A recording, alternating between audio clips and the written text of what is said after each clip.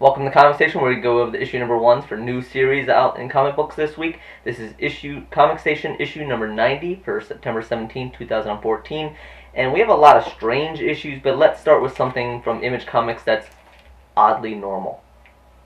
This issue is granted for younger readers, but it centers around a young girl that, given her green hair and her pointed ears and her pedigree, she alludes to maybe having some relatives that along of stealing a slipper, and getting a dog. But we're not centering on the Witch of Oz in this one. We are centering on a young girl that's ostracized within the school, going through a lot of issues of being different.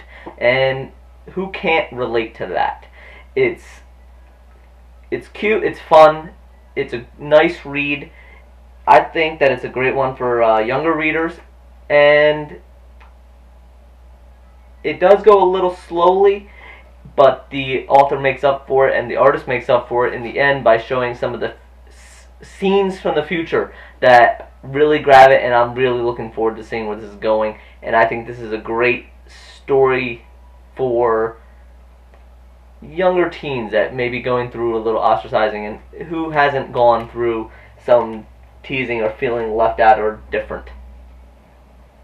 The next one, completely on the opposite end for the adults here. This is Chaos Dynamite's Purgatori number 1. And if you know about the Chaos series from Dynamite, this centers around the Queen of the Vampires. And it is missing a adults only sticker, but I definitely recommend that this be put in that section. It is violent, it is bloody, but at the same time, for some reason, the main character, this demon who gets excited over blood and torture, even her own, somehow comes off enjoyable. And in this case, she is being tortured by Lucifer and has been sent back into the world in her own worst nightmare, being powerless. So if you are a fan of this series, if you've read some of the older ones, or if you're reading the new Chaos series, I think this one's really going to fit great into that world. Again, it is highly adult only recommended. Another one, this one from Boom Studios. This is Sirens. This is a 1 of 6. I'm interested to see where this goes. I may wait till the whole series is out. And the reason for that is this first issue, it is getting a lot of background. These are these women of legend in the future that saved the world but are now villains. They're considered villains for some reasons. One of them's locked up in a dungeon world. But the reason that this is a little iffy, for me anyways, for the first issue, is there's a lot of time jumping. There's in the past and then in the future. There's magic, there's gladiators, there's western. So it spans a lot of genres, it spans a lot of characters and times, and they're related. They're either reincarnations or they are the same women, just happen to live thousands of years. So, but overall story is this group of females who some of them don't remember that they were this group of heroes called the Sirens, are being brought back together to face this evil. And it's nice to have an all-female ensemble cast, and while it can get bogged down in text and go a little slowly, by the end of it, it did pick it up and get onto a good pace, and hopefully they'll be able to keep that for the future issues. Finally, Jim Henson's The Storyteller, tale 1 of 4, and this is titled Witches. This is from Archaia Comics publishers, and this starts off with the Once Upon a Time, so forth. It's a storytelling, as you can tell from the title. But what is really grabbing about this is it's not your typical stories. In this one, it's about the forest. It's about respecting the forest and not getting disconnected. The forest isn't dark, it's a living place.